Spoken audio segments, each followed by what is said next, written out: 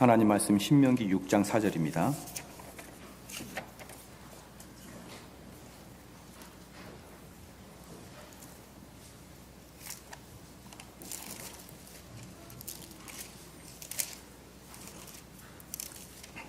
신명기 6장 4절입니다.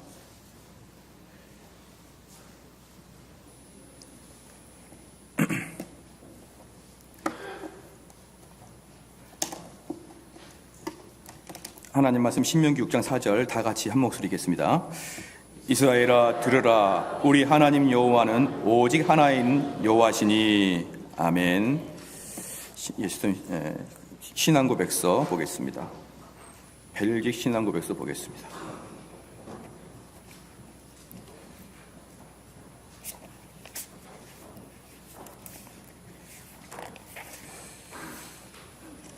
제 1조 페이지 수 13쪽입니다. 13쪽이에요.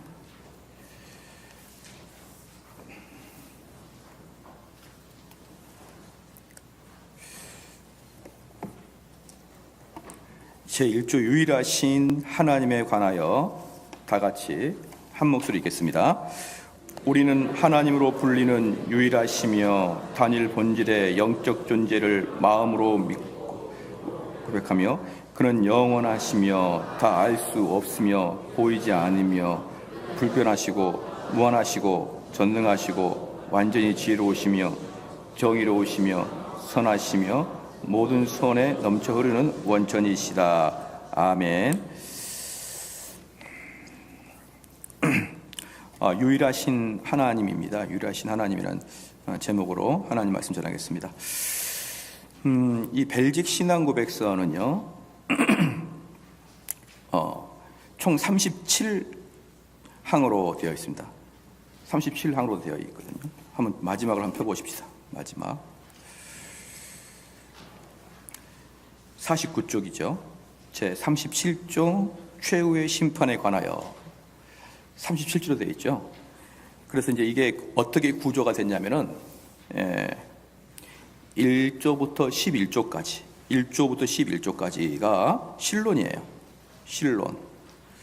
제가 처음에 신학교 가가지고 야 정전도사, 그때는 다 신학생 전도사라고 그러거든요. 제가 얼마나 무식했냐면, 야 너 신론 배웠냐? 저한테 누가 묻길래 저는 신론티인 줄 알았어요. 신론티. 그때 한참 신론티가 유행했었는데 그만큼 무식에도 숨쉬고 살았으니 여러분이 신론이 뭐냐 그래도 괜찮다 이 말이죠. 신론은 하나님에 대한 이야기입니다. 하나님에 대한 이야기. 1조부터 11조까지가 신론입니다. 그 다음에 12조부터 15조까지가 인간론이에요. 지금 벨직 신앙고백서 구조를 제가 여러분에게 간략하게 말씀드립니다. 1조부터 11조까지가 신론. 신론이 나오면 그 다음에 뭐가 나와야 됩니까? 인간론이 나와야 된다 했죠. 이것은 칼빈의 논리를 그대로 이어받은 거예요. 자, 하나님이 나와요. 하나님이 나오면 그 다음에 그리스도가 나오는 게 아니에요. 항상 인간이 나와야 되는 겁니다. 하나님이 나오고 인간이 나오면 두 하나님과 인간의 극적인 대비를 보여줄 거 아니에요. 하나님은 너무나 아름다운데, 너무나 영광스러운데 반해서 인간은 너무나 추하고 너무나 죄를 많이 지었기 때문에 하나님과 인간을 극적으로 대면하기 위해서 항상 개혁주의 신학의 논리는 하나님, 그 다음에 인간론이에요. 인간이 12에서 15항까지, 5조까지가 인간입니다. 그래서 그러면 인간, 성경에서 우리가 개혁교회에서 인간, 그 무조건 이꼬르 뭡니까? 죄. 인간 그러면 죄예요. 인간 소망이 없음. 인간 절망. 인간 부패. 인간 나쁨. 그래서 개혁교회에서는 인간을 무조건 나쁘다고 결정하고 가야 됩니다. 그리고 여러분들이 인간은 나쁘다라는 생각을 분명히 가져야 그게 이 땅의 평화와 안녕을 추구한다고 제가 지난주에 말씀드렸죠. 이해가 되시죠? 우리 성도들이 서로 간에 가장 최하로 생각한다 그러면, 서로 간을 볼 때 최하로 생각한다 그러면 서로 간에 상처를 받는다 안 받는다? 안 받아요. 서로 간에 실망한다 안 한다? 안 받아요. 그렇기 때문에 오히려 인간을 높이 평가할 때는 항상 상처와 실망이 따라오게 되어 있고요. 인간을 낮게 평가할수록 우리는 상처와 실망이 없기 때문에 인간이 낮게 평가될수록 평화가 임재하는 것이에요. 그래도 사람이 소망이다. 이건 아니에요. 그래도 사람이 소망인 것은 뭐냐 그러면요. 사람이 변화되었을 때 그 사람이 소망인 것이지 변화되지 않는 사람은 소망일 리가 없죠. 그래서 인간과 그 피조물의 타락을 보여주기 위해서 인간론이 있고 그 다음에 16조부터 26조까지는 기독론입니다. 야, 이렇게 인간이 타락했으면 그럼 기독론이 나와야 돼요. 자, 이 순서가 어떠냐면 신론, 인간론, 기독론. 그 다음에 뭐가 나와야 되죠? 시작? 구원론이 나와야 되는데 여기는 교회론이 나와요. 곧바로. 무슨 말이냐 그러면 신론, 인간론, 기독론 다음에 구원론이 나오든지 구원론이 안 나오고 곧바로 교회론이 나온다. 그럼 이 기독론 안에 구원론이 포함되어 있는 거예요.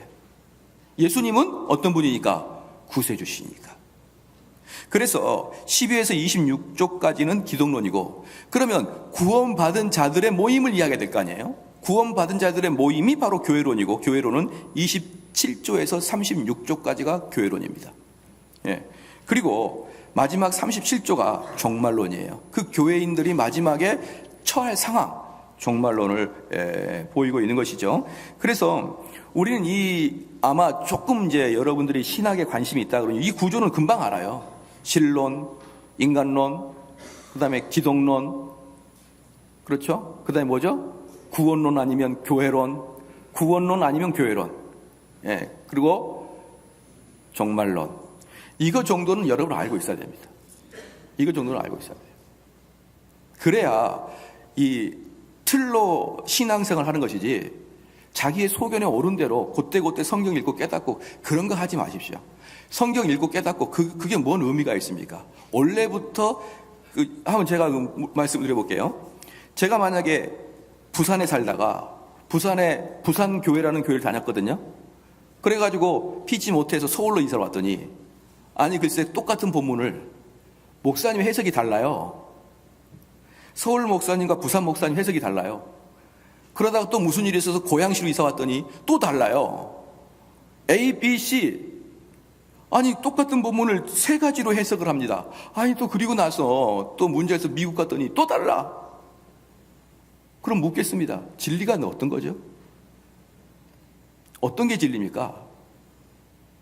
없죠. 그 속엔 진리가 없는 거예요. 어떻게 진리가 설교하는 목사의 경향에 따라서 달라지냐고요.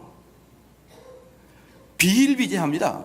성경 본문을 목사님의 성향에 따라 달라지게 해도 별 문제가 없는 게 한국교회예요. 여러분 한번 생각해 보십시오. 내가 부산에 있는 초등학교에서 4학년 공부를 하고 서울로 올라왔는데 서울에 오니까 방식이 달라요. 수학을 푸는 게 전혀 달라. 선생님 왜 다르나요? 내가 깨달은 바가 있다. 그래서 다시 고양시 오니까 또 달라. 그럼 이 학생은 수능을 어떻게 봅니까? 나중에 어떻게 공부를 해야 되나요? 수학 과목은 부산에 있으나 서울에 있으나 똑같아야 됩니다. 그 문제 풀이 방식이. 그건 너무나 자명한 일이고 너무나 합당한 일이라서 더 이상 반론의 여지가 없지 않습니까? 근데 어찌 성경은 목회자의 철학과 사상과 인생관의 가치관과 경험에 따라서 그때그때 달라지는 것을 여러분 왜 화를 내지 않고 듣고 있나요? 혹시 설교를 덕담 정도 수준으로 보고 있지 않습니까? 덕담이야. 이분 저분 이야기 다 틀려도 괜찮죠. 설교를 덕담 정도의 형식으로 보니까 말하는 자나 듣는 자나 뭐 좀 달라도 되고 뭐 좀 틀려도 됩니다. 아닙니까? 이 설교가, 이 성경 말씀이 정말 우리가 하늘나라에 가는 예수 그리스도를 만나는 절대 유일한 말씀이다. 이 성경이다. 라고 하면 1.1개 틀려도 부르르 떨어야죠. 왜 다르게 해석합니까? 왜 다르게 해석합니까? 우리 영혼은 어떻게 하려고 다르게 해석합니까? 그래야지요. 저는 설교가 길다고 탄원하는 사람 봤어도요. 설교가 다르게 해석했다고 탄원하는 사람 본 적이 없으니까요. 아직까지는. 그래서 신앙생활 자기들이 옳은 대로 깨달은 대로 하지 마시고요. 이미 역사상 검증된 대로 살아가면 되는 거예요. 그대로 신앙을 받으면 되고 그 신앙을 내 거화 시키면 되는 것입니다. 할렐루야. 그게 개혁교회예요. 근데 은사교회, 보편적인 교회는 그러지 않아요. 하나님 지금 나에게 주신 영광 가지고 설교해버립니다. 여러분 그거 10년, 20년 들어보십시오. 알맹이가 남나 안 남나. 어린이들이 해수욕장에서 모래를 펐지만 시간 지나면 다 손에서 없어져 버리듯이 그런 설교 100날 들어도요 10년 지나도 머리에 남는 거 하나도 없습니다. 왜 남는 게 없습니까? 틀 자체가 없으니까요. 그래서 이런 좀 평신도들도 이런 신학적 개념, 교리적 개념을 머리에 갖고 있어야 나의 인생은 내 거예요. 목사게 아니에요. 여러분의 인생은 하나님과 여러분의 대면입니다. 저는 중간에 매개자 역할을 할 수밖에 없지만 실질로 하나님과 여러분의 대면이에요. 그래서 여러분의 영혼의 문제란 말입니다. 이건 목회자가 설교를 잘하고 못하고 문제가 아니라 내 영혼의 문제가 이 설교에 달렸고 이 말씀에 달려있기 때문에 이 말씀을 그저 해석하지 않고 이 말씀을 그저 듣지 아니하고 500년 역사상 확실하게 옳다고 검증된 것들로만 안전하게 그에 가야 되는 것이에요. 할렐루야. 그래서 우리 이런 교리적 체계도 갖추고 있어야 됩니다. 신론, 인간론, 기독론, 교회론, 그 다음에 종말론. 이게 조직신학의 틀이에요. 그래서 요것을 뭡니까? 이것을 큰 책으로 쓰는 게 신학교에서 배운 조직신학이고, 이건 존 칼빈이 기독교 강요의 흐름을 이렇게 두고 있기 때문에 개혁교회에서는 주로 이 흐름으로 자기의 신앙을 전개해 나가는 것이죠. 그 다음에 여기서 이제 제1조 읽어보면은 우리는 하나님으로 불리는 그 다음에 점점점 한 다음에 마음으로 믿고 입으로 고백한다. 이렇게 나왔죠. 이게 이 1조에만 나온 게 아니라 모든 그 신앙 고백서, 지금 이 벨직 신앙 고백서의 모든 항목마다 우리는 하나님으로 마음으로 믿고 입으로 고백한다. 이 말이 항상 반복돼서 나옵니다. 반복돼서 나와요. 자, 이건 뭐냐 그러면 이 신앙 고백서 자체가, 벨직 신앙 고백서 자체가 단지 지적인 동의가 아니라는 거예요. 신앙의 고백이라는 것입니다. 그러니까 신앙의 고백이라는 것은 뭐냐면 전 인격을 다해서 이것을 동의하겠다는 거예요. 내 것을 받아들이겠다. 그렇죠? 그러면 마음으로 믿고 입으로 고백한다. 이게 무슨 뜻이냐 그러면요. 입으로 고백하는 게 중요한 게 아니에요. 뭐가 중요하냐면 마음에 가득 찬 걸 중요한 것입니다. 마음에 가득 차 있는데 이게 얼마나 가득 차 있냐면 앉자마자 툭 튀어나와요. 입만 열면 튀어나와요. 응? 이 세상에서 가장 참기 어려운 것 중에 하나가 뭡니까? 하고 싶은 말을 참아내는 거. 응? 정말 이 목회를 하다 보면은 그런 일들이 비일비재해요. 이 이야기를 누구한테 하고 난 다음에 한 보름 되면은 당사자한테 전화 와요. 목사님, 제가 이야기한 이야기가 새가 나갔는데요. 이렇게 되는 거예요. 무슨 말이냐 그러면요. 누군가가 목회자와 이야기를 해서 그걸 들으면은 그걸 자기 걸로 담아내기가 어려워요. 누군가에게 이야기를 하고 싶은 그런 충동이 생긴단 말입니다. 자기 마음 속에 있는 것을 참기가 어렵습니다. 마음에 꽉 차 있는 것을 절제하기가 어려워요. 마찬가지로 믿음과 신앙이 내 마음에 가득 담아서 절제하기가 어려울 정도로 여러분이 신앙 고백이 돼야 된다 이 말이에요. 사람들이랑 앉았다가 밥을 먹을 때 어떻게 보냐면 내가 언제 저 친구랑 밥을 먹다가 신앙으로 접어들까 이 마음으로 막 밥을 먹는 거예요. 그러다가 그 친구가 밥을 먹을 때 야 개똥아, 야 요즘 참 힘들어? 야 요즘 힘들다. 그러면 그걸 딱 잡고 야 힘들지. 야 그런데 진짜 만족이 어디냐 이러면서 매사 기승전결 예수님을 이야기하고자 하는 마음으로 가득 찬 상태를 이야기하는 것입니다. 이게 마음으로 믿어예요. 그냥 전도 한번 하고 예수님에 대한 이야기 한번 하려면 심호흡을 몇 차례 해야지 너무 어려우니까 우리 예수님 이야기하는 게 너무 어색하고 너무 민망하고 너무 부끄럽기도 하고 너무 이런 것을 이야기하겠다가 내 지성이 탄로날까 봐 주님과 믿음에 대한 이야기는 거의 안 하고 보내는 거 아니에요 혹시? 한번 여러분 자신을 스스로 생각해 보십시오. 내 마음속에 가득한 게 뭡니까?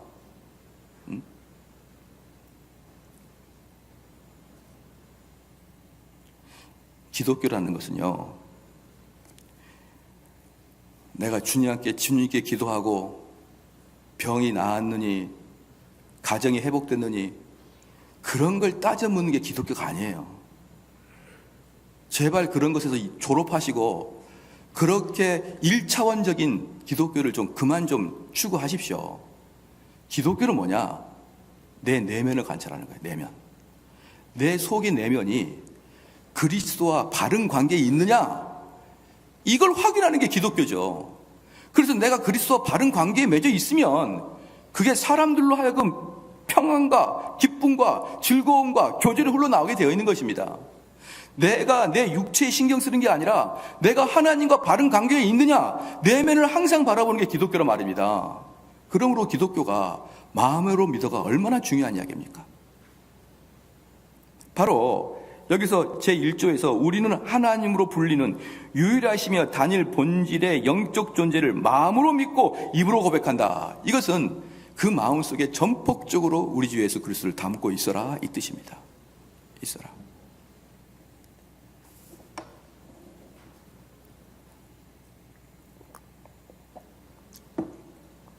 자, 그 다음에 제1조 여기서 이제 1조는 하나님의 존재하심을 과학적으로는 입증할 수 없지만 피조물의 영광을 보면서 창조주의 주권과 지혜를 추론해 볼 수 있는 것이 바로 1조예요. 우리는 하나님을 불리는 유일하시며 단일 본질의 영적 존재를 마음으로 믿고 입으로 고백한다. 그는 영원하시고 다 알 수 없으며 보이지 않으며 쭉쭉 이야기하면서 우리는 어떻습니까? 이 피조물의 입장으로서 우리가 너무 하나님을 좋아하니까 하나님을 추론해보고 싶다, 이 뜻이에요. 그래서 그렇지만 하나님의 추론은요, 하나님의 존재하심의 증명은 사실 구원을 얻는데 아무 관계는 없습니다. 하나님의 존재, 아까도 그 오전 예배 때 우리 목사님께서, 원로 목사님께서 말씀하셨지만, 성경을, 제가 신학교를 처음 들어가서는요, 뭐였냐면 정말 하나님이 살아 계시는지 안 살아 계시는지 정말 궁금하더라고요, 저는. 그래서 어차피 좀 지역에 있는 조그만 교회에서 누가 지성인이 얼마나 있겠습니까? 교회 안에. 그 조그만 교회에. 거기서 해결될 문제도 아닌 것 같고, 내가 거기서 물어봐야 하나님의 존재하심을 누가 증명해 주지도 않을 것 같고, 왜 대형 교회도 아니고, 엘리트들이 쫙 깔려있는 것도 아니고, 신학을 많이 한 사람도 있는 것도 아니고, 그래서 거기에서는 그냥 시간을 보냈었죠. 그러나 제가 신학교로 가서는 교수님들한테 꼭 묻고 싶은 게 있었어요. 이 신학교야말로 대한민국 최고의 성경을 알고 있는 사람들로 가득 차 있을 테니까 내가 이 교수님들한테 꼭 묻고 싶은 게 뭐였냐면, 하나님이 존재하는 걸 증명을 좀 해 주십시오, 이거였어요. 하나님의 존재를 좀 증명해 주십시오라고 물으려고 딱 갔더니 그 신학교 교수가 하는 말이 그러더라고요. 하나님의 존재는 증명하는 거 아닙니다. 믿는 것입니다. 창세기 1장 1절에 태초에 하나님이 천지를 창조하시니라. 하나님이 있음을 기정사실하고 쓰는 것이지, 성경은 하나님이 계심을 기정사실화하고 진행이 되는 것이지, 하나님의 존재하심을 믿지 않는 사람에게 하나님의 존재하심을 설득하는 게 성경이 아니에요. 처음에는 정말 그러면 그게 하나님이 존재하심을 어떻게 할 수 있느냐? 저는 늘상 그게 궁금했어요. 그게 아마 거의 신대원 졸업할 때까지였을 거예요. 내가 정말 하나님이 존재하신다. 이번에 필리핀 대통령이 뭐라 했습니까? 하나님 존재하신 걸 증명하면 내가 대통령직을 내려놓겠다. 그렇게 두테르트인가 두 머시기가 그랬잖아요. 그것처럼 저도 그런 마음이 있었던 거예요. 하나님이 존재하심을 증명되면 나는 정말 바울처럼, 나는 정말 요한처럼 내 일평생을 다 걸고 하나님을 추구하겠다, 이런 마음이 있었던 거예요. 그러나 하나님의 존재는 증명 안 됩니다. 증명 안 돼요. 하나님의 존재의 증명은요, 믿는 사람들이 조금 더 하나님을 이해할 수 있는 다소간의 도움은 줄 수는 있어도요, 믿음이 없는 자가 믿음이 생기거나 믿음이 연약한 자가 믿음이 강해지고 그러는 게 아니에요. 하나님의 존재의 증명은 그런 것입니다. 그러면 하나님의 존재를 어떻게 우리는 가야 되느냐? 하나님은 속성을 보고 그 하나님을 아는 거예요. 속성. 하나님이 여기 있다 저기 있다. 이사야서 40장 18절 그리고 25절에 이렇게 나왔어요. 그런즉 너희가 하나님을 누구와 같이 하겠으며 무슨 형상과 비기겠느냐? 이게 무슨 말씀이냐면 하나님을 추론하고 하나님에 대해서 알고 싶으냐? 그런데 이 피조 세계에서 그걸로 어떻게 설명할 거냐 이 말이에요. 그 하나님을 피조 세계에서 어떻게 설명할 거냐? 그러므로 사랑하는 성도 여러분, 하나님에 대한 설명은요, 속성으로 설명하는 거예요. 속성. 하나님의 속성. 또는 다른 말로 하나님의 성품. 이걸로 하나님을 설명하는 것입니다. 그래서 주로 하나님을 설명할 때는 이 땅의 피조물에서는 하나님을 설명할 것이 별로 없으니까 하나님은 이런 분이다 라고 긍정적으로 말하기보다는 하나님은 이런 분이 아니시다 라는 부정적인 언어를 사용해야 하나님이 잘 설명이 돼요. 예컨대 하나님은 비가시적이다 라고 표현돼야 돼요. 즉 하나님은 눈에 보이지 아니하신다, 또는 하나님은 느껴지지도 아니하신다. 이게 비가시적이고 비물질적이다. 또는 하나님은 시건치 아니하신다. 하나님은 거짓을 말하지 아니하신다. 이런 식으로 아니하신다로 설명을 해야 겨우 하나님이 조금 이해가 되는 거예요. 왜입니까? 이 땅의 피조물에서 하나님에 대항해서 설명해낼 게 없기 때문입니다. 그러면 여기서 지금 여러분 이게 중요한 게 뭐냐면요, 이게 1조에 그냥 아무것도 아닌 것 같죠? 이게 대표적으로 하나님의 속성을 9개를 보여주고 있는 거예요. 그러면 여기 한번 봐볼까요? 저희가 계속 요한복음 17장 3절 말씀을 자주 말씀을 드리지만, 영생이라는 것은 하나님을 알고 예수 그리스도를 아는 게 영생이라고 누차 말씀을 드렸잖아요. 그럼 그때 하나님을 안다는 게 뭐냐면 이 속성의 하나님을 안다는 거예요. 그러니까 우리 성도들이 이 속성의 하나님을 아주 깊이 공부하고, 청교도에서 묵상은요 공부입니다. 주석 찾고 사전 찾고 공부하는 게 묵상이지, 무슨 어디 그 골방에 들어가서 눈 감고 묵상하고 묵념하고 그런 게 골방이 아니에요. 묵상이 아니에요. 청교도의 묵상은 공부하는 거예요. 사전 펴고 주석 펴고 공부하는 것입니다. 그래서 그들이 어떻게 공부하냐면 하나님의 속성을 공부하는 거예요. 아, 하나님은 어떤 분이시다? 여기 보니까 단일 본질의 하나님이고, 그 다음에 영적 존재이고, 그 다음에 그는 영원하시고, 그는 다 알 수 없으시고, 그는 보이지 아니하시고, 그는 불변하시고, 무한하시고, 전능하시고, 완전히 새로우시며 정의로우시며 선하시며 모든 선이 넘쳐 흐르는 원천이다. 이것들을 하나하나 여러분이 공부해야 돼요. 제 사무실에 이 하나님의 속성에 대해서 요 9가지 속성에 대해서 책이 있는데 2800페이지입니다. 9가지 속성만. 제가 그 목회자가 자랑하려고 하는 게 아니라 우리 성도한테 도전하고 싶은 거예요. 2800페이지라고요. 근데 우리는 한 페이지도 안 읽죠. 하나님 속성 아무것도 모르잖아요. 그리고 신앙생활을 합니다. 이게 무슨 일입니까 이게?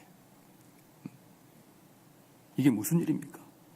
하나님의 속성을 모르는데 어떻게 하나님을 묵상합니까?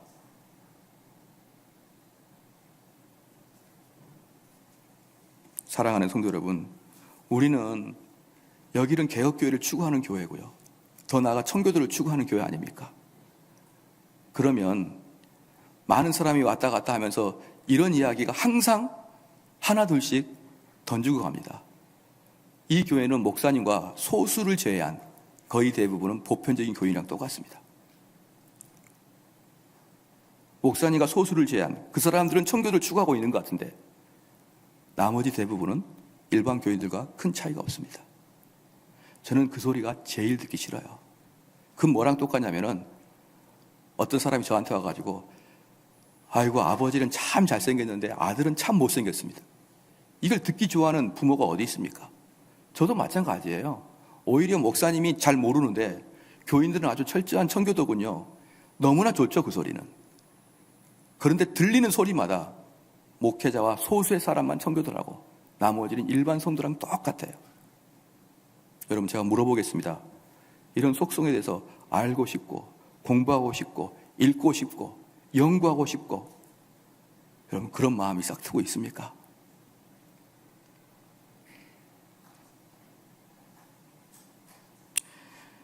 참 이렇게 말씀을 드려도 또 누가 하던 분은 계속 할 것이고 안 하던 분은 계속 안 할 거니까 더 이상 진도를 안 내는데, 여러분 정말 그렇게 해야 됩니다. 우리 신앙생활이라는 것은요, 그렇게 넉넉히 하는 게 아니에요. 넉넉히 하는 게 아닙니다. 신앙생활은 목숨 걸고 하는 게 신앙이고, 목숨 걸만한 게 신앙이고, 목숨 걸만해야 신앙답죠. 그렇게 하시길 주의 이름으로 축원합니다. 그렇게 하길 축원합니다. 이번에 윌리엄 메일리스라는 11살짜리 애가, 윌리엄 메릴리스라는 11살짜리 애가 11살인데 대학 졸업장을 받았답니다. 인터넷 보셨죠? 천재소년, 미국의 윌리엄 메일리스 11살인데 대학 졸업장을 받았어요. 그러니까 그 꿈이 뭐냐 그러면 천체 물리학과를 가가지고 하나님의 존재를 증명하겠다. 그래서 제가 메일을 쓰려다가 이건 영어로 써야 되나 이래가지고 구글 번역을 참고할까 그러다가 말았는데, 하나님 존재는 증명 안 됩니다. 왜? 하나님은 어떻게 나타나니까? 시작. 속소로 나타나니까. 하나님은 성품으로 나타나기 때문에 증명 안 돼요. 자, 그 중에 다시 한번 그 속성을 보면은 단순하시고 영이시고 영원하시고 불가해하시고 보이지 아니하시고 불변하시고 무한하시고 공의로우시고 선하시다. 이게 하나님의 속성이에요. 이 9가지는 일단 여러분 머릿속에 확 집어넣어 버리십시오. 그리고 원래 공부를 잘하면 분류를 잘해야 되는 거예요. 분류를 딱딱딱 한 다음에 거기다가 뭘 하면 됩니까? 내용을 집어넣으면 되는 거예요.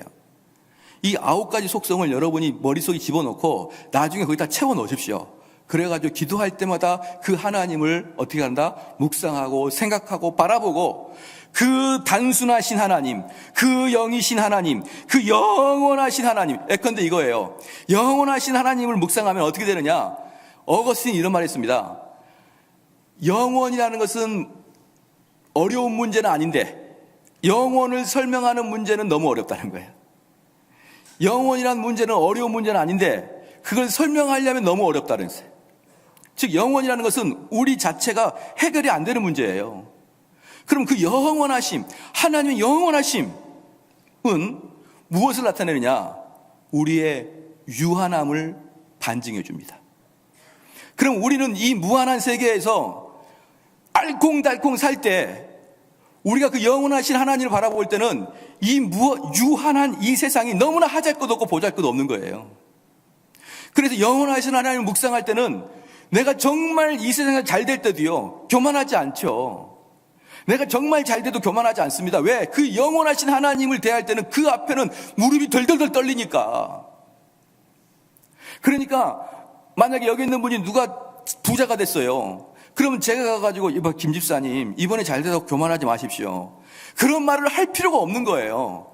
만약에 그런 말을 하는 교회는 그 교회는 여전히 하나님의 속성을 모르고 있는 교회예요. 하나님의 속성을 아는 사람이 어떻게 교만합니까? 자기가 정말 100억을 번들 죽으면 다 탈탈 털고 갈 것인데 무슨 여러분 교만합니까? 내가 잘생겼다고요? 잘생긴 거 50살 먹고 잘생긴 남자 보셨나요? 안성기 이런 애 빼고? 응? 제가 언젠가는 제가 한번 교회 홈페이지에다 올릴 건데요. 우리나라에서 제일 잘생긴 장로님이 계셔요. 물론 우리 교회는 안 계시고요. 우리나라 제일 잘생긴 장로님이 누구시냐면 최수정 장로님이더라고요. 너무 잘생겼고 그 안에 하이라 권사님 중에 제일 잘생긴 권사님이고, 물론 우리 교회라고 상관없고요. 그런 분들 외에는 50 먹고 잘생긴 남자, 50 넘고 좀 그래도 매력적인 여성 많이 없습니다. 거의 거기서 거기예요. 거의 거기서 거기입니다. 좀 잘생기고 외적으로 튼튼하고 많이 벌고 좋은 차 타고, 여러분 하나님의 영원성에 비교해 보십시오. 뭔 교만입니까? 무슨 교만입니까? 또 보십시오. 망했다고요? 완전히 거지가 됐다고요? 내가 사랑하는 사람이 죽었다고요? 하나님의 영원성에 아무것도 아니에요. 그래서 하나님의 영원성을 깊이 묵상하는 자들은요, 이 땅의 신앙생활이 반석과 같이 됩니다. 이걸 묵상이라는 거예요. 이걸 하나님이 묵상하다는 거예요. 그래서 하나님 묵상할 때는 이 9가지를 계속 되풀이 이것도 묵상했다, 저것도 묵상했다, 이것도 묵상했다, 그렇게 하는 거예요. 한 가지만 묵상하는 게 아니라. 그러면 우리가 하나님의 속성에 대해서 얼마나 전문가가 돼야 되겠느냐 이 말이에요. 그러면 여기서 하나님은 첫 번째 단일 본질이라, 이 뜻은 뭐냐? 단일 본질이라는 뜻은 뭐냐면요, 그 수가 늘어나거나 줄어들지 않는다 이 뜻입니다. 늘어나거나 줄어들지 않는다 이 말이에요. 그렇죠? 우리 피조물들은 늘어났다 줄어났다, 또 사람이 막 많이 북적북적 자손들이 많이 번창했다가 또 그 대가 끊겼다가 이러지만 사실은 우리 하나님은 그렇게 변하지 않는다. 그러나 여기서 단일 본질, 하나님은 유일하신 하나님이다, 한 분이다 할 때 하나 주의할 게 뭐냐면 그것을 숫자적인 개념으로 접근하면 안 됩니다. 하나님은 한 분이시고 세 분이시고 이렇게 접근하면 안 되고요. 하나님의 본질로 접근해야 됩니다. 뭡니까? 변하지 아니하신다는 거예요. 하나님은 단일하셔서 시작과 끝도 없고 아무리 해도 변하지 아니하신다. 그래서 고린도전서 8장 5절 말씀에 많은 신과 많은 주가 있으니 이렇게 나타나거든요. 그럼 여기서 보니까 많은 신이 있구나 라고 할 때 사랑하는 성도 여러분, 신은 하나다 이 뜻이죠. 신은 하나다. 여러분 믿으십니까? 신은 하나다. 그러면은 고린도전서 8장 5절 말씀에 많은 신이 뭡니까? 그것은 신인 동형론, 우리가 인간이 이해할 수 있도록 쓴 게 신인 동형론이에요. 많은 신. 사랑하는 성도 여러분, 이 세상에는 하나님 외에 신이 없어요. 신이 없습니다. 그러면 여기서 여기 보면은 뭘 할 수 있냐 그러면 또 뭡니까? 나 외에 다른 신을 두지 말지니라 이런 말하면 또 다른 신이 있나 보다. 아니에요. 신은 한 분이에요. 하나님 한 분. 만약에 우리가 여호와 하나님을 부르시잖아요. 그럼 그 신은, 우리 여호와 하나님 신은 그걸 제가 나를 부르는구나. 오케이. 그럼 물어볼게요. 저기 어디입니까? 저기 정령숭배 있잖아요. 정령숭배. 비나이다. 신이시여 비나이다. 신이시여 비나이다. 그렇게 신은 누굴까요? 시작. 신이시여 할 때 그 신도 하나님이에요. 하늘님이여. 모든 사람이 신을 부를 때는 자기도 모르게 하나님께 갑니다. 그래서 우리는 하나님이 중요한 게 아니라 누가 중요하다 그랬어요? 중보자이신 예수님이 중요하다고요. 중보자이신. 신은 단일신, 오직 한 분이시다. 이 뜻은 무슨 뜻이냐? 다른 신은 없다는 거예요. 그럼 우리가 그렇게 다른 신이 많다고 생각하는 신은 뭔가? 다 가짜고 인간의 상상입니다. 그래서요, 아직은 어린 아이들은 뭐냐 그러면 컴컴한 데 있으면 왠지 귀신이 나올 것 같죠? 귀신은 없습니다. 걱정하지 마세요. 어두울 뿐이에요. 귀신은 없어요. 아빠 귀신이 나올 것 같아. 만약에 어린이들, 저도 어릴 때 많이 꿈꿨는데요, 귀신이 나오는 거예요. 귀신이 그렇게 근데 귀신이 10년 동안 똑같은 귀신이에요. 주기적으로 나타나요. 주기적으로. 그런데 들으십시오, 어린이들이요, 만약에 귀신이 여러분 꿈속에 나타나면요, 형 가짜야 이렇게 하면 돼요. 형 꿈이구나, 가짜가 나타나는 거 보니까. 뭐 두려워할 거 없어요. 아유 가짜. 왜? 신은 한 분이시니까. 그게 단일신이란 뜻이에요. 이해가 좀 되십니까? 이 세상에 신이 없어요. 그럼 세상의 공중 권세 잡은 신은 뭐냐? 그것은 이 시대의 사상을 얘기합니다. 이 시대의 사상. 우리들의 싸움은 혈과 육이 아니로 공중 권세 잡은 자와의 싸움은 사상을 이야기하고 있는 거예요. 그래서 우리의 대적은 누구예요? 기독교랑 다른 사상을 갖고 있는 게 대적이지, 어디 부처님한테 가가지고 부처님 머리를 그냥 도끼로 깬다든지, 여러분 그렇게 하지 마. 무슨 당군의 목을 잘라놓는다든지, 여러분 그렇게 하지 마십시오. 그것들은 전부 다 가짜입니다. 전부 다. 걔네들은 힘도 못 써요. 걔네들은 눈은 있지만 그 눈이 다 돌이에요. 보지도 못해요. 그러나 진짜 무서운 것은 사상입니다. 사상이에요. 그래서요, 아브라함 카이퍼가 이렇게 이야기했어요. 이방 종교보다 더 무서운 게 뭔지 알아요?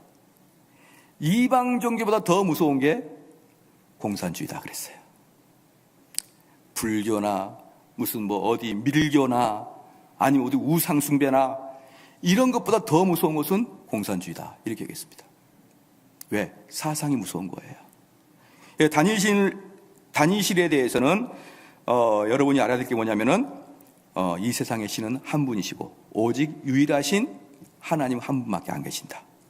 그리고 나머지는 전부 다 우리를 속이는 것에 불과하고 인간의 상상물에 불과하는 것이고, 우리는 그 하나님에 접근하기 위해서는 오직 중보자이신 예수 그리스도만을 통해서 접근할 때만 하나님이 합법적인 것으로 받아주신다. 할렐루야. 그 다음에 다니엘 구성 요소 두 번째는 뭐냐면요, 우리 하나님은 구성이 오직 하나로만 되어 있다는 거예요. 이게 뭐냐 그러면요, 인간의 몸의 구성은 혼합체입니다. 혼합체예요. 예를 들어서 인간은요, 몸과 영이 혼합되어 있어요. 그러면 한번 물어볼게요.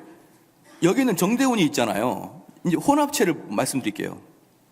이 정대운, 어디가 정대운입니까 도대체? 어디가 정대운이에요? 우리 아내는 내가 어떤 상태에 있을 때 나를 거절할까요? 첫 번째 봅시다. 내 얼굴이 바뀌면은 정대운이 아닌 게 아니죠. 그러려고 그러면 많은 여성들 본성을 잃었잖아요. 자신의 얼굴들이 약간 바뀌어 있는 것이 나 알고 부모님만 알고 다른 사람 다 모르듯이, 그러나 좀 바뀌어 있잖아요. 그러나 그 사람이 바뀐 건 아니죠. 얼굴이 바뀌었다고 해서 그 사람이 변한 게 아니에요. 그러면 내 팔이 난가? 팔이 잘라지면은 정대운입니까 아닙니까? 시작. 정대운이잖아요. 아, 내 팔이 잘려도 내가 사지가 다 잘리면은 정대운입니까 아닙니까? 시작. 정대운이잖아요. 내 얼굴이 바뀌면 정대운입니까 아닙니까? 정대운이잖아요. 그럼 도대체 정대운이 뭡니까? 아, 정신입니까? 그럼 내가 치매 걸리면 우리 아내는 나를 안 받아줄래요? 안 받을 수 있겠죠. 그런데 그래도 외적으로 도덕적으로 받아준다고 얘기할 거예요. 내가 치매 걸렸다고 정대운이 변한 거 아니죠. 그럼 정신도 정대운인가 아닌가? 육체도 정대운인가 아닌가? 그럼 나의 정대운의 본질은 어디 있나요? 영입니까? 그럼 육체가 없이 영만 떠들면 이게 정대운인가요? 도대체 정대운은 어디 있는가요? 바로 이게 혼합된 형태라는 거예요. 뭘 잘라내도 정대운이 그대로 있는 거예요. 뭘 잘라내도, 팔이 잘라도 내 정신이 없어도, 내가 정신이 없어 미쳐버렸어요. 내가 미친 사람이 된 거예요? 내가 치매 걸렸습니다? 그렇다고 정대운이 변하게 아닌 거예요. 그래서 우리는요, 우리의 성품 중에 지, 정, 의, 이 성품 중에 또는 육체, 이런 것 중에 어느 하나, 두 개가 잘라나가도 없어져도 내가 정대운으로 살아가는데 아무 문제가 없는 게 혼합체입니다. 근데 하나님은 단 하나만 떨어져도 하나님이 아니에요. 그게 단일성이라는 거예요. 그래서 하나님은 어떠한 부분을 봐도 하나님이에요.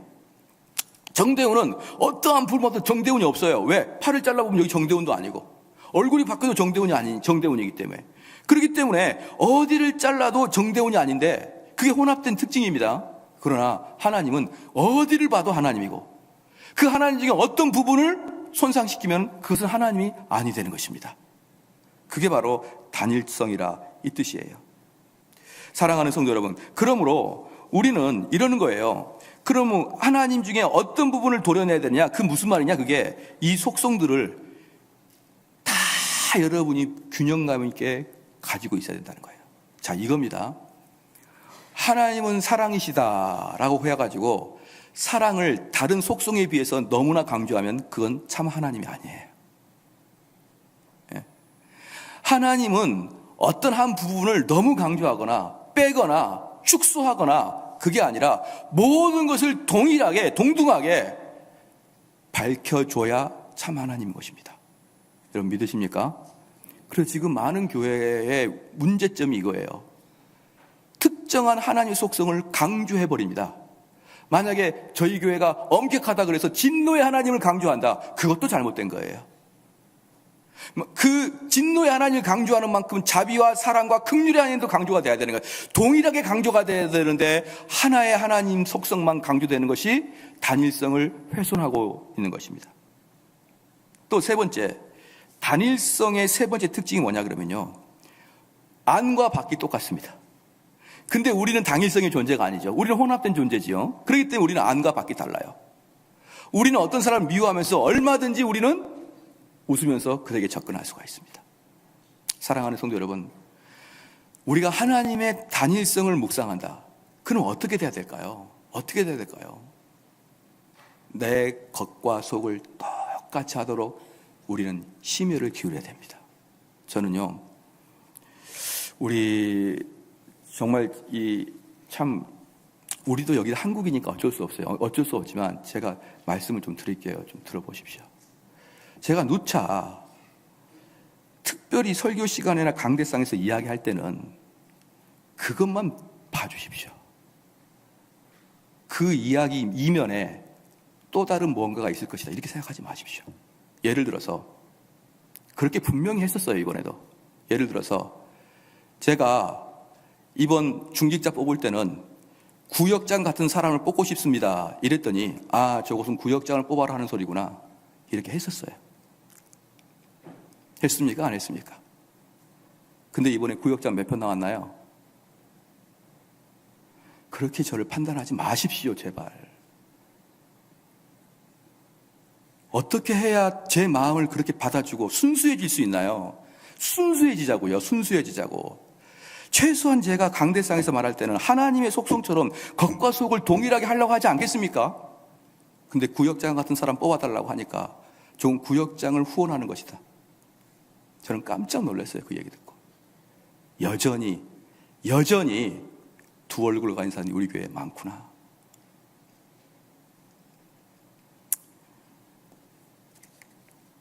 여러분 회개하셔야죠. 그랬던 분 회개하시고요. 이번에 증명됐지 않습니까? 구역장 몇 표 안 나왔잖아요. 구역장들. 그리고 제가 진짜 원하는 사역자들은 구역장 같은 사역을 하는 그런 장로님과 전 집사님을 뽑고 싶은 거예요. 사람들 양육하고 돌보고. 단일성 세 번째가 뭡니까? 겉과 속이 동일하는 것. 그래서 여러분들이 하나님의 단일성을 묵상할 때 어떻게 돼요? 내가 그 하나님과 접근하도록, 나는 내 마음속에 있는 이야기를 하는 걸로, 그리고 내가 이야기할 때는 우리 교인들은 그 액면을 믿어주는 교회가 되는 걸로. 얼마나 아름답습니까?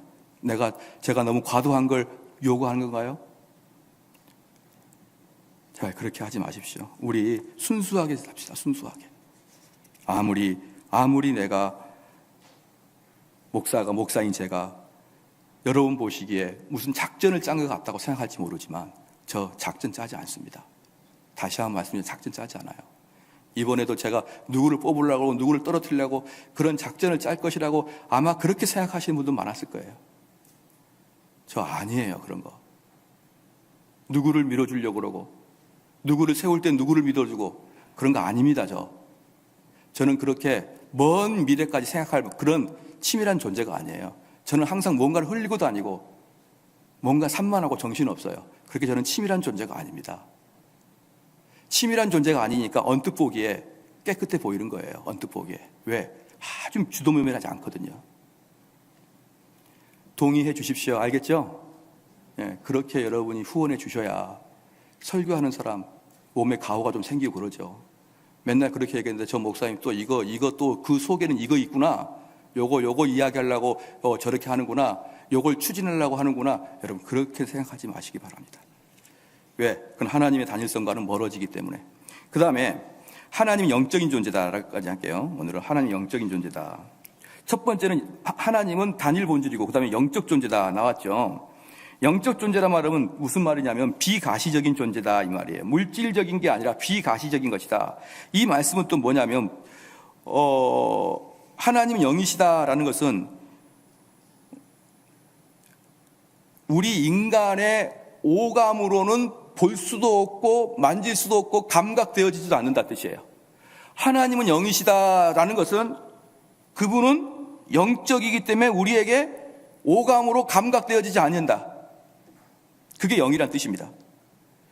그래서 디모데전서 1장 17절 말씀에 만세의 왕 곧 썩지 아니하고 보이지 아니하고 보이지 아니하고 홀로 하나이신 하나님께 존귀와 영광이 세세토록 있어지어다. 그러니까 오감을 통해 하나님을 경험하는 것은 우상 숭배입니다.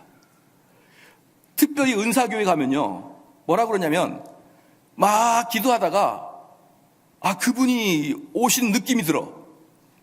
왜 그분이 오신 느낌이 드냐 그러면 왠지 온몸에 닭살도 돋고 그분이 지금 나한테 왔다는 그런 확신이 들어. 그게 우상이라고요. 그게. 사랑하는 성도 여러분, 하나님은 어떻게 나타난다고 했습니까? 하나님은 속성으로 나타난 거예요. 하나님의 사랑의 속성, 하나님의 경이로운 속성, 이런 속성으로 나타나는 게 하나님인데, 이분들은 하나님을 오감으로 체험하려고 그러는 거예요. 하나님을 체험했다는 겁니다. 기도 중에 하나님이 나에게 강력하게 임재해서 나를 뜨겁게 했다는 거예요. 여러분, 이러한 것들이 삼성제일교회 밖에 나가면 비일비재하게 설교되고 있습니다. 그런 것들이 간증되고 있어요. 근데 그러한 것들이 하나님의 영이시다를 모르는 것이에요.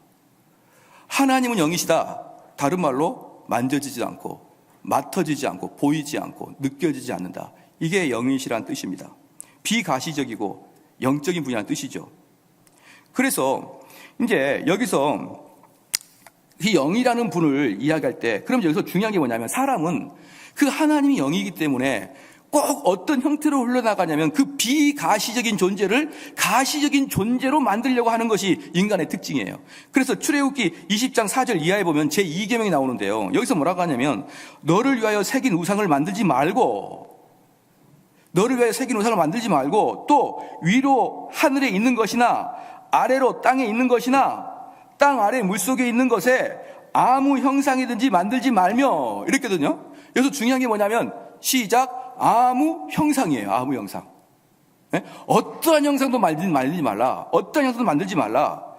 그것들에 절하지 말며. 지금 무슨 말이에요? 아무 형상을 만든다, 그 뜻은 절한다는 뜻이에요. 우리가 넙죽 절한 것뿐만 아니라 형상을 만들었다는 뜻은 절한다는 뜻인데, 그건 좀 이따 설명해 드릴게요. 그것들을 섬기지 말라. 나 여호와 너희 하나님을 질투하신 하나님인즉, 이렇게 얘기했거든요. 그러니까 제1계명은 뭐냐면 다른 신을 섬기지 말라는 거예요. 동의하십니까? 제1계명은 다른 신을 섬기지 말라. 제2계명은 뭡니까? 하나님을 가시적으로 만들지 말라는 거예요.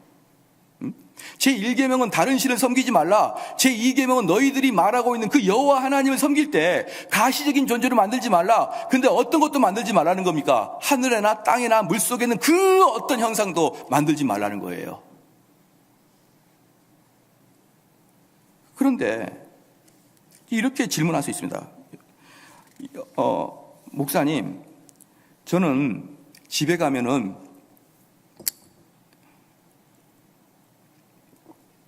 예수님의 사진이 있어요. 사랑하는 성도 여러분, 예수님의 사진은 가시적입니까? 불가시적입니까? 가시적이잖아요. 벌써 이상하잖아요. 어떤 형상도 만들지 말라 그러는데 예수님을 만들었는데 잘생겼어. 걸어놨습니다. 벌써 그것부터 오류의 시작이에요. 필리핀 가보십시오. 전부 다 예수님 사진 하나씩 붙어 있어요. 다. 근데 촌스러워. 그렇게 다 붙여놓습니다. 그리고 마리아상 하나씩 다 갖다 놓고. 그런데 목사님, 이렇게 한 질문한 것입니다. 나는 집에 갈 때 혼자 있을 때 예수님 사진 보면은 예수님을 사진을 보면 예수님을 묵상할 수 있습니다. 이렇게 하는 거예요. 예수님 사진 보면 예수님 묵상할 수 있고, 그것은 나의 기도를 방해하기는커녕 나의 기도를 도울 수 있는 도구라 그래도 안 됩니까? 라고 물어요. 안 됩니다. 왜냐 그러면요, 그게 자체가 우상이기 때문에. 제가 한 번은 스님하고 대화를 한 적이 있었어요. 스님하고 대화를 해가지고 제가 완전히 깜짝 놀란 게 있는데, 스님, 거기 불교에서도 우상 숭배하지 말라 나오거든요. 스님, 이 불상은 당신들이 말하는 우상 아니에요? 내가 그러니까, 아이고 참 목사님 무식도 하시라. 아유 목사님 무식하면 안 되죠. 그러더니 하는 말이, 우리는 이 불상을 섬기는 게 아니라 이 불상을 통해 부처님을 생각합니다 그러더라고요. 무슨 말인지 알겠죠? 그 불상을 통해 오리지널 부처님을 생각합니다. 우리는 뭡니까? 예수님의 사진을 통해 그 예수님을 묵상합니다. 똑같죠? 스님들도요, 그 돌 부처가 복 준다고 믿지 않아요. 스님들도 그 금딱지 부처님이 복 준다고 믿지 않아요. 그것은 우리를 오리지널 부처님을 묵상하도록 도운 것이다. 그러므로 사랑하는 성도 여러분, 집에 예수님 사진이 있고 십자가가 있을 때 그것이 더욱더 나를 기도로 이끌고, 그것이 나를 더욱더 그 주인을 향해서 나의 마음을 가게 한다. 그 자체가 바로 우상입니다. 지난번에 한 번은 그래서 이런 적이 있었어요. 저희 교회에 오신 한 80대 어르신이 저를 만나자고 이야기해서 만났더니만 어째 교회가 십자가가 없습니까? 그러는 거예요. 여기 뒤에 교회가. 그래서 2차 저차, 저차 저차, 2차 저차 이럽니다 그랬더니 지금까지 단 한 번도 그런 소리를 들어보지 못하고 그 이름을 하더라고요. 저는 교회에 십자가 있어야 마음이 평안합니다. 그래서 제가 그랬죠. 어차피 2판 4판이다. 어차피 나갈 것 같다. 그게 우상입니다. 그게 바로 우상입니다. 십자가가 없으면 불안하고, 십자가 있으면 왠지 마음에 안정이 생기고, 십자가가 있으면 왠지 예수 그리스도가 느껴지고. 여러분, 그게 우상이에요. 그래서 대한예수교 장로교 합동 측에서는요 3번이나 십자가 거치를 금지했습니다. 총회에서 3번이나, 합동 측 교회에서는 십자가 달지 말라 3번이나 총회에서 명령을 내렸어요. 근데 말을 안 들어먹어. 다 교회가 십자가가 있고, 심지어는 십자가가 어찌나 큰지 천장부터 땅까지 있어요. 그 거대한 십자가가. 여러분, 이것들이 바로 우상숭배입니다. 얼마나 교묘합니까? 얼마나 교묘합니까? 그러면 왜 이 형상을 만들지 말라 그랬느냐? 이건 제임스 패커가 하는 이야기인데요. 보십시오. 이 땅에 어떠한 형상을 만들면 그것은 곧 하나님을 모독하게 됩니다. 예를 들어서 금송아지를 만들잖아요. 그럼 금송아지가 우리에게 주는 그 뉘앙스가 있어요. 뭡니까? 충성, 파워, 능력, 우리를 도움, 이런 송아지의 그런 이미지가 있어요. 그럼 뭐가 없습니까? 자비와 사랑과 지혜로움과, 이건 그 이미지가 없어요. 그래서요, 이 세상에서 어떤 이미지를 만드는 순간 그 이미지가 하나님을 다 설명할 수 없는 것만큼 하나님은 모욕을 당하는 것입니다. 그럼 십자가는 우리에게 무슨 이미지를 줍니까? 우리를 위한 헌신, 하나님의 사랑, 우리를 위해서 그 십자가의 피 흘리심, 이것에 대해서 강력하게 우리에게 전달해 주지만 부활과 승천과 지금 이 세상 만유를 다스리는 만왕의 왕이신 예수님에 대해서는 설명을 안 합니다. 그렇기 때문에 교회 종탑에는 여기가 교회입니다라는 의미로 십자가가 있지만 우리 개혁교회에서는 교회 안에 십자가를 거치하지 않는 것이에요. 어떠한 형상이라도 달지 말라는 이 말씀 때문에.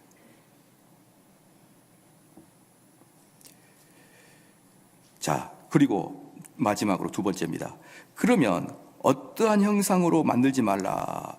이 2번째는 뭐냐? 첫 번째는 뭐였죠? 어떠한 형상을 만드는 순간 우상이 된다.